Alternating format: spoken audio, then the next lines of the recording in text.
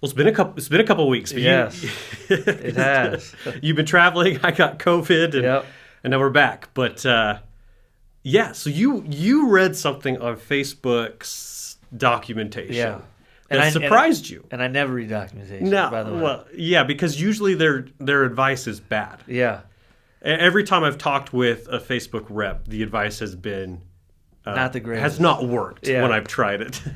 But so I wanted to pick your brain on what this was and go over it. It almost so basically what it was is in the documentation. I was just making a training video for our clients to help educate them, so when they onboard, they understand what to expect when they're running ads. Because a lot of our clients either have run ads a little bit in the past or none at all. They've just been running businesses and then know that they need to advertise on social now.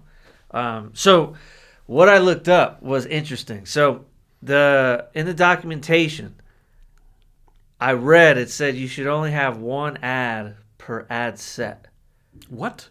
And I had to check a couple times because I was like, this is Facebook.com documentation, right? And I had never seen this before. And so when I was reading it, I thought, well, this is interesting because a lot of the accounts that I've had the most success with, I've always used this tactic, but did horizontal scaling while using the existing post IDs. We even did this with you. Yeah. And the interesting part was in the documentation, I should find the video that I created. It said like the problem, especially when you're running the ad, is the more ads you have, the longer it takes the algorithm to learn because it just has that many more testing points. Sure. And so what I thought was interesting about that though was when I first thought of that, I was like, okay, that's the opposite of what I've heard in many ways and cases. Where they say when you're testing ads, have multiple ads running to see which one works. Give it enough information so the algorithm has something to work with, right? And I thought, that's interesting because that's essentially mostly what I thought and mostly what you hear. Yeah. Right? And so this is like a contrarian thought. And the funny thing is, as I started analyzing a lot of the accounts that have scaled really big, we actually used the single post ID and did heavy horizontal scaling with no multiple ads in the ad sets, only one. And so at one point, I remember getting yelled at actually by a client because they didn't like how I set it up, but it was working, which is I had a campaign and I had like 20 ad sets in there. Yeah. But all with the same ad. Yeah. And it was running and it was absolutely crushing it. And I was, but they were like, well, people are going to get tired of seeing this ad or whatever. And they were overly concerned about this. And so I stopped doing it, right? And then the account started to not, go as well. And the sad part is this has happened multiple times where clients have this same objection. And then we try it where you put a bunch of ads in there. And I've just never seen it work when it's like a ton of different ads. Well, first of all, it always kind of blows my mind when something's working and the client's like, oh, I'm afraid it might stop maybe working. So instead, let's turn it off in advance. Let's make sure it doesn't work. Make sure it doesn't work. Because the most surefire way to make sure your ads don't work is to turn them all off. Yeah. Right? Like, I just don't get it. Taking a step back with messaging, I know a lot of people are concerned. Well, what if people get sick of it and they get annoyed? Sure. And I think that's a very common thing that business owners think. Yep. They constantly think, I don't want to be that annoying advertising person. Yep. And we take a step back. I don't know if you've probably seen these, but in Utah here, there's this one legal firm that has this phrase, one call, that's all. And they've done it on radio. They have it on billboards. And they've done that since the earliest time. I mean, I moved to Utah in the 90s. Yeah. They were doing it in the 90s. Yeah. Same phrase. Yep. And we're recording this in 2022. So we're thinking, this is 25 years of the exact same catchphrase. Yep. And is it annoying? Absolutely. But do we remember it? Is it working? Absolutely it's working. You've moved here, you said in the 90s? Yeah. I'm not even from Utah, and I knew that phrase already. Phone call, that's all. Right? It works. Yep. And so I think I would probably say first and foremost, just from a business owner perspective, you're listening to this, you're thinking about running your own ads or whatever. If the ad is working, don't worry about being annoying, Yep. especially with online ads. If people find it annoying, they can actually go in and say, don't show me this ad anymore. Yep. Because, and they're not going to be your ideal client anyway. People have control over seeing those ads online now. Yep. And so I wouldn't even worry about that. I would worry about, is this working? And if you're running an ad and it stops working, maybe at that point test a few new creatives and then scale those new creatives. But if it's working, Yep. Let it run. let it work. Well, and here's the other thing. So that was one, and then I'll go into the theory, kind of what we started talking about, the theory of why people always do the opposite. But the second thing that I saw in the documentation that I've never read before, and like I said, I will be upfront, I never really read documentation. I just test and figure things out. But I was just doing this to help the clients was, it said whatever your target CPA is, make sure the budget is 10x for your daily budget of that CPA. Oh, really? I've never seen a specific number. And I remember in the past, I used to look for that. Yeah. And I've never seen it before. But in the documentation, it says multiply your target CPA by 10 and make that your daily budget. So let's break this down using like just kind of regular folks language. CPA, cost per acquisition. What does that actually mean to someone that's just new getting into ads? So it means every business is trying to do one of two things when they're running advertising. Get a lead, so someone's name, phone number, email, or something like that, contact info, or get a purchase, someone to buy. Now, most people really want that purchase, right? Because that's why we're running ads. So if your target cost per purchase is, let's say, $20, then your daily budget should be $200. Okay. Right? So cost per purchase, cost per acquisition, they basically mean the same thing, except for acquisition could include a lead. If that's your ad objective, what you're trying to get out of the ad. Yep. And so they basically said that's the recommended daily budget for when you're setting up your advertising, which makes sense. That's what made me kind of go deeper into like the whole single ad thing, because then I started thinking, well, when we were duplicating ad sets, we're still running more money towards that ad. Yeah. And there must be some level of learning on just an ad level that the more you invest in it, the more it knows exactly who to put that ad in front of. And so I noticed when we were really scaling, at one point we were spending $1,000 a day with one ad. Yeah. And it was like previous, or at least not even at the time, I just knew it was working, so I just kept doing more and more of it. Yeah.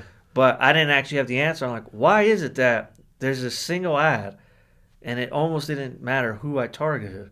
It just was generating buyers. Yeah.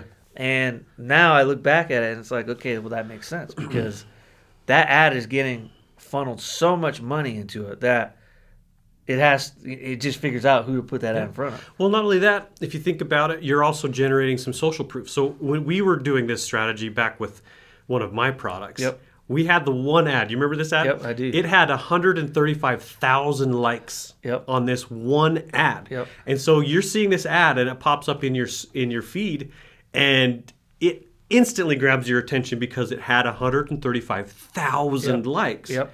And that ad was just absolutely crushed it. That was our number one moneymaker. It was. And it was a super simple ad. Yeah. There wasn't anything unique or particularly inventive or creative about that ad. It just was solid, straightforward language, clear offer. The coloring stood out in Facebook's coloring. That was maybe the only really super creative thing about that. And it had tons of social proof. And it had tons of social proof. And I think I've heard Molly Pittman talk about this before, where she says social proof is a very big, it's very important for the ads when you're running them on Facebook. But you can never like see like, well, there's no real explanation like why or how or whatever. You just kind of have to come up with your own theories. But when I saw this in the documentation, that's where I thought like, okay, so there's something to that. Yeah. Right? And even right now, a couple of clients that are really scaling well, there's one in my mind right now that she's up 1,600% since the iOS changes happened year over year, and she's not doing small numbers. And everyone that's like part of her group that she's in, they've all dropped big in sales. And there's one thing that I know about what those people in that group are doing versus what she's doing. And what she's doing is, without giving away the whole formula, what she's doing is getting good ads, letting them run, and then showing them to more and more people. Yeah. Right? And it's gained stability. And there's obviously other strategies we're incorporating with that. But to me, that just shows, iOS or not, here was our theory that me and my media buyer were talking about yesterday. We started saying, so then why is it recommended? Because I'm thinking there's a specific, I'm not going to say their name, but there's a specific credible, so I'm not saying they don't know what they're doing, credible like Facebook ads expert, right, that would say, yeah, we test hundreds and thousands of different angles and hooks and images and stuff like that. And I just thought, like, well, how do you do that? Because it seems like, I remember trying to do this technique before for like a week. Yeah. And I saw some of the worst results I've ever gotten. Well, I think if I were to pinpoint it, if someone's a really well-known advertiser with courses and things out there, and they're well-known, they have a big following, all of these things, I think they're playing in a different sandbox than the rest of us, than people that are spending less. So, for example, if it's a particularly unique challenge to say, I need to spend $100,000 this month on ad campaigns, and I need that to be profitable. That's a very different problem with a different set of solutions than someone that's saying, I need to get up to spending $1,000 a day profitably. Those are very different problems. And I feel like a lot of times these bigger advertisers that have courses and things, they maybe forget a little bit that there are stages to this, and the solutions are significantly different. But if I'm spending $100,000 a month and I only have one ad, depending on the size of your audience, you might not be able to spend $100,000 with one ad unless you set your settings in your campaign to show that to people 3, 4, 5 times a day. Where the default setting, if I remember correctly, because it's been a while since I played with these things, the default setting in Facebook specifically is to only show that one ad to someone twice a week or 3 times a week. I think that's the default. So the default, and there's multiple, and it changes all the time. It changes, right? But yeah, that's my point. My point is, what's communicated out there is based off stages, right? And what they're saying, the message to the market they're talking to is not incorrect, but a mismatch. So they're teaching this, but the people that are doing it are not spending $100,000 a month. Right. Therefore, the advice that's going out, it's not applicable to the audience that they're actually targeting. Right. And so that's where I'm saying, like, because in my mind, I'm talking about the regular business owner that is going to spend maybe $30,000 a month. Right. I mean, max. We kind of gear this towards people, when we talk about who we're making this podcast for and whatever, we're kind of gearing a lot of this towards people that want to get up to spending $1,000 a day. Because that's a significant spend for a lot of businesses. And so that's what we gear a lot of. And that's where most businesses are. Most businesses are there. If you were to look at the whole market and slice it up, I bet you it's 80%, 85% of the people are not really ever going to exceed spending $30,000 a month on campaigns because they're just not at that level. There's only a select few that are like, they run into the problem, Coca-Cola. Yeah. And this guy that I'm talking about, he ran one of the bigger, if not the biggest, advertising budgets for a very well-known tech company. Right. So he's playing in a different realm, and probably really good at that, and that's great. But that advice doesn't translate down to someone who's spending $300, $400, $500 a day on ads. The advice is a mismatch. That's a really great way to put it. And the interesting part about it is I'm looking at all the people. This is funny because I've never questioned this until I read this. All of the advice that I see out in the marketplace, and I'm sure there's things I'm missing, but the main ones I see, it's almost like they're only talking to it's like rich people talking to poor people about rich problems. Does that make sense?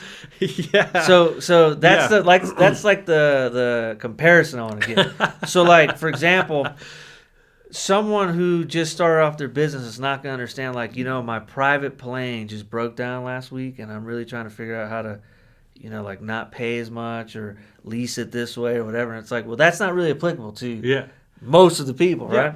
But I say that as kind of an extreme example to be funny, but most of the people that are pushing out the content and the content creators that show you how to do that, they're really almost speaking to a whole different market than what the normal business owner is going through. Right. Their business, like especially if it's someone that has consistent content on multiple channels.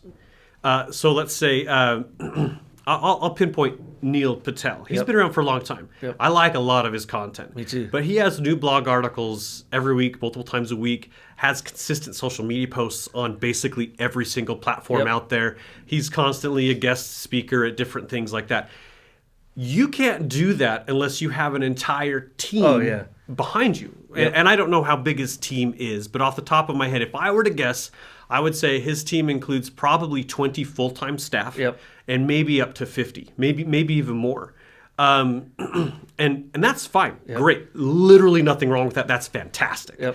But you got to understand that some of the advice he's going to give may not apply to you when you're setting up your very first Facebook ad campaign and you're going to spend $100 a day. Even if he says, "Hey, if I were to spend $100 a day, this is what I would do." The reality is he and his team probably haven't started a $100 a day campaign in years, and so he's been too rich for too long. Right. And it's fine. Like I'm not saying, "Oh, it's bad. Don't listen to anything he says." No, me neither. But I'm saying is it's a mismatch for what you're trying to do, and he might be missing the point because he's lived in this realm for so long that things are so easy to him. But he's also got this entire team behind him and a lot of momentum and name recognition. But if you're starting off and you don't have name recognition, you don't have 100,000 million plus followers or whatever, your set of circumstances is going to be different. A lot different. And I feel like, when I first launched my very first product, it was a product on how to post consistently on social media. And I launched it knowing I don't post consistently on social media, and I only had about 150 followers at that time. But I am really good at creating systems. And so I made this system and put it out there, and the first month I sold it, I did $37,000 in sales, which was fantastic to me. But those problems that I faced in that, growing that and everything was significantly different than, Neil Patel's problems. He's got great advice. Listen to his stuff, read his books, but filter that through, okay, how does this translate to me when I'm just starting out? And take that advice and say, okay, maybe this is great advice, but not for me right now. Maybe in a few months when I've grown things up or I have a little bit more recognition or I'm a little bit more advanced or something like that. You have to constantly filter that stuff. And I think I'm also thinking of, like, for example, the content king, Gary Vaynerchuk. Or there's another gentleman that does organic. Basically, the interesting part about, so when they talk about content, right, there's several people that have great advice. Gary Vaynerchuk's one. And a couple other guys that are very credible and I respect big time. But the advice that they give to maybe the beginner business, it's not going to work as well. For example, one was like, I've grown my my business using pure organic content. And then you find out, you hear like through an interview, well, how much does that organic content cost? Well, I have a team of editors and a team of this people, and I spend $45,000 a month. So then you go, well, then how does a small business who doesn't even make $45,000 a month take that advice at that stage? Right. Because they don't even have their revenues aren't even what you're spending just on editing alone. Yep. Each month, and so sometimes it gives not, and I'm sure it's not intentional. Yeah. But it gives the wrong maybe idea or expectation where someone's like, well, I'm a one-man show and I'm going to start doing this this organic content. It kind of reminds me of and I want to say this was Warren Buffett that said this. I'm probably not, but some person that had done really well for themselves had basically said, and you see people making fun of this all the time, but basically saying, hey, the younger crowd needs to maybe stop getting avocado toast and buying that $5 latte every day and start hustling so that they can be successful. Yeah. And it's like, okay, yeah, maybe we need to save some money. Avocado toast and lattes, that's $10 a day, 30 days, that's $300. Maybe I could save $300 by making my own avocado toast or whatever. But that's not going to make me a wealthy Wall Street person. Yeah, exactly. $300 is not going to do anything. No, it's not. It's not, right? So that advice, while maybe that can help me save me a couple $100 a month, that's not going to set me up for life. Yeah. It's really kind of unhelpful advice. Yep. It truly is, because you do hear that, one of my favorite phrases that one of my mentors used to say is, you can't shrink yourself to wealth. Ooh, and I like that. It's very it's powerful, because really what he's saying is, saving money on avocado toast isn't going to make you millions. No. Because the message implies, if I just don't spend money, then I'll accumulate all of this wealth. But if you think about it, if you don't spend any money, and let's say you make $3,000 and you figure out a way to live off $100 a month, are you really going to get wealthy just saving $2,000 a month for the rest of your life? No. No. Because what is that? That's like $24,000 a year. 10 years, that's $240. You're still not a millionaire, and you're living off $100 a month. Yeah, you got nothing. Now, if you're bootstrapping, you've got a product, you've got a business, you've got a landing page, and you're pretty strapped, and you need a couple $100 to run your first ads. Skip some avocado toast and coffee for a few weeks, and put that, save up that $10 and actually put it towards something, right? That's helpful advice, because that ad budget could change your life. Literally, a good ad campaign and learning how advertising works is a skill that can have massive impact on your ability to earn money over time. Yep. And I think so. That's worthwhile. And I think so. Kind of this episode is going into knowing where you are at what stage, and then doing the activities that are necessary just for that next step. Yeah. Right. Just like I talked to one of my clients. We referred to Nike, and we said, well, if you ask Nike now how to market, and you ask Nike, well, how did you get started? Marketing plan is a lot different, right? Way different. The marketing plan in the beginning was selling sneakers out of a trunk and just driving to places and pushing it. That's the marketing strategy. Now that they've grown huge, the marketing strategy is build a $10 million commercial and put it out there, and the whole world will see it. Yeah. Right? Now that both work, but both are in different stages of your business. And so I just found that interesting because it stuck out to me, because I like, consistent self-education and learning from other people. And it dawned on me when I read that, I was like, wait a minute. All the advice that you get, though, are from people that are saying to do the exact opposite of what that just says. But then you have to take into context, but where are they saying, at what point of their journey are they saying that from? Yeah. Because when you usually hear the examples, when they start asking people, here's another one. I heard, we ran some ads. We didn't spend that much, and we figured out what ads worked the best, and then we started, teaching other people how to do it, and that's what we did every month. And we spent anywhere between $50,000 to $60,000 a month to figure that out. And you're like, and the communication's like, so you just need to figure out what ads work. We're like, but you kind of left out, you spent $60,000 to figure that out. To figure that out. Well, first you need $60,000 to do that, right? And not a lot of businesses have a $60,000 per month ad budget to just figure that out. Even if they're a successful business, that's hard. And frankly, I wouldn't even recommend that. Just saying, okay, we're stepping into ads. Our very first ad campaign, let's slot $60,000 this month in ads. I wouldn't recommend. We got to figure a few things out. So let's circle back to kind of the initial talking point. One ad in an ad set. Pair that with a CPA of whatever 10x, and then you want to 10x that as your daily budget. Yes, that's what it says. So let's say I haven't run any ads. I don't know what creatives work. I don't know what audiences work. But let's assume that I know how to set up ads.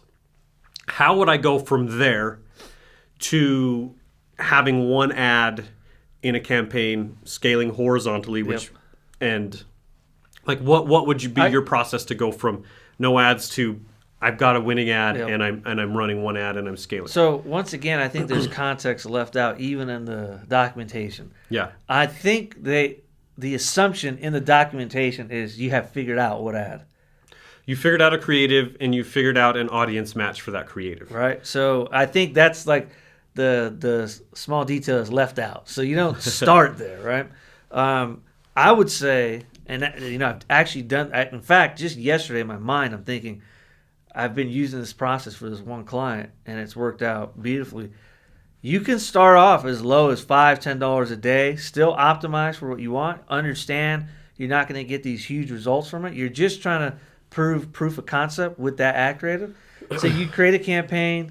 You create an ad set targeting that you think would work the best based on the ad, and you run one ad, and you run it for a week. You see if it ends up getting you either leads or sales. If it gets you a couple leads or sales, and you look at the click-through rates and all that, and it kind of looks like it has promise, then take that post ID or that particular ad, and then now move it into trying to scale it up. Okay, that's based. You got to run some tests, and if you have the budget, you could maybe run a few $10 a day with maybe some different audiences, or maybe a couple of ad creatives, and you're running $30 a day on three campaigns to just kind of see which is the best audience to add to offer fit. Focusing on alignment and the metrics that can show you the alignment, like click-through rates, CPMs, which is your cost per 1,000 impressions. Or you can do add to carts or just add things, to carts, whatever. Any type of high-level metric that tells you you're on the right path. But just don't expect at that budgets that you're going to see a 3x, 4x, 5x return because, as we've talked about a lot on the show with algorithms, you've got to feed a lot of data into the algorithm in order to get some significant results. But you can run these ads and say, okay, I'm going to slot a few $100 to testing this out, whether I get some sales or not. I'm going to come out the other side of this with some knowledge about which targeting and audiences seem to work best and which ad work best. Then I can combine that together and run another test and then see if that's good to scale. And that's, and it's funny because as we talk about this in my mind, I can see a lot of these campaigns where we've used this structure unintentionally. So it's not like I knew from some level of documentation that it worked. I just was figuring out that it was working and was just doing more of it. But now, after reading that, it starts to make a little bit more sense to me on why it was working. Now I actually knew the why. So the theory that we actually talked about too, the other thing that I think is important is if you get the recommendation of running like a bunch of different ads, sometimes that can cause you to make bad ads. And this is what I mean. It's almost lazier because although you're doing, technically more, you're not putting the necessary thought of how do I get the audience hooked. Because you have the luxury, I guess. That's what we call it. The luxury of I'm not paying a magazine or TV or whatever, $20,000 and it's going to show one ad. You pay a lot more attention to what you're going to say. When you do that versus on Facebook I can just spend $100, throw out a bunch of stuff and just see what works, right? And I think it would be in our best interest to just pretend like you're buying ads to where you're doing a direct mail piece. Once you submit it, there's no changes and it's going to go out there. The money you spend is spent and now you have to hope that you get the results that you want. You think a little bit differently. Yeah. As far as like, well, let me make sure my ad hook is good. Put a bit more effort into that. Yeah. And I think that part can't, I don't know. I feel like that part maybe has gone away because we have the luxuries of technology where you can do so many things and test, where you can almost use testing as a way to not think through what you're doing. Yeah. Well, I think, and we've talked about this before, we've had multiple podcasts recently on messaging. Yep. And with iOS 14 and now 15, and Google has announced that they're going to have an advertiser sandbox Yep. where they're going to start blocking third-party tracking Yep. on Android phones. The messaging, the psychology of the messaging, your ad hooks, your creatives, that part is going to continually become more and more and more important. And you're going to need to spend more time learning how to write good ad copy, how to write a good video script. And it doesn't have to be sophisticated, but it has to speak to your target audience. Yep.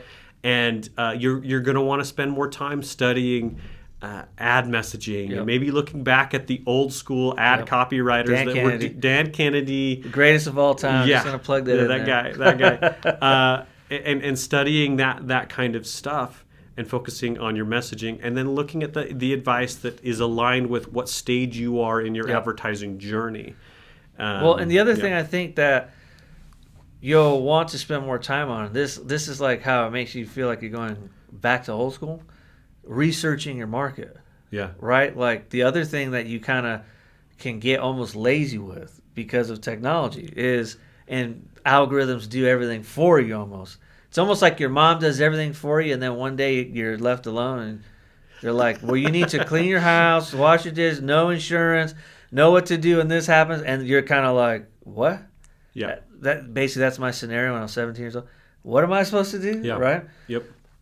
It's almost the same with algorithms, right? They have like spoon-fed us this whole time, and now as they start to take away these things, you have to, now you figure out like, okay, so I can't overly rely just on all these targeting options. I have to like now know what I'm doing. And I think it's a good thing. Me too. I think it's a really good thing. First of all, it's weird coming from someone who helps advertisers, but I'm a big privacy advocate online. I feel like we need definitely more of that. And these are moves towards more online privacy. Yep. And then the second thing is I think it's weeding out a lot of the people that are gaming the system, that are flash by night, stealing ad copy, doing whatever, doing these shady things. It's filtering those people out and making it so that the people that are passionate about their product, their audience, advertising, this kind of stuff, are the people that are going to shine. And the other people that were just lazy and they knew a couple of tips and tricks to game the algorithm are going to go away. Yep. So I think ultimately this is a good move. But it's change, and we need to be ready for the change. You just reminded me. So I don't know if maybe my algorithm hasn't hit or what, but I haven't seen any like of those like guru type ads that I used to see all the time. Oh, really? Like, there's one guy, but he probably actually knows what he's doing, right? We'll just say his name, Dan Henry. Oh yeah, But he's legit. I don't see his stuff anymore. I see Alaric. Alaric Heck. I see his stuff a lot still. He's great. I just like him just because he just seems to be a very excited guy. Yeah. But what I mean is like the pool has shrank. Like more of the people that act like that they've actually made money. You still see them, but you don't see the. Almost like the no-name or random people where you're like, who are these guys? Or who's this? Because it was like, 2-3 years ago, you would see also, I would call them dudepreneurs. Yeah. These guys that are just like standing in front of a Lamborghini that they probably rented. And they're like, hey, I'm going to show you how to do all this. It's super easy. Amazon FBA business was a big one. I don't see very many of those. I don't see very many of those anymore. I still see a few of the, quote, gurus out there. But they're probably a bit more knowledgeable, understanding. Yeah. Dan Henry, his ad copy, while some people I think maybe find him a little irritating, I feel like his ad copy and his video scripts always get me sucked in. Yeah. I think he does a really good job with the content in his ads. And I think he's done really good with that for a long time. And I think that's maybe why he's still rocking it. Well, that's why I said you see the same. Like I've seen Alaric for years now. I feel like I know him. I've seen so many. I know. Of his I feel ads. like if I saw him on the street, I'd be like, hey, Alaric, what's going on? And I know we've talked about this before. We'll sign off after this. But one of my favorites with Alaric, because he kind of follows you all over. But it's not super irritating either. But I remember on one, he's like, "I'll bet you didn't think you'd see me here." That's my favorite ad copy. And it was like a new retargeting ad. And I thought it was hilarious. But I think he has a true passion for marketing and stuff. And so that's why I think, at least for me, I don't get annoyed because I'm like, hey, he's trying new things. He's always trying to get better. And so how can you not like that? Yeah.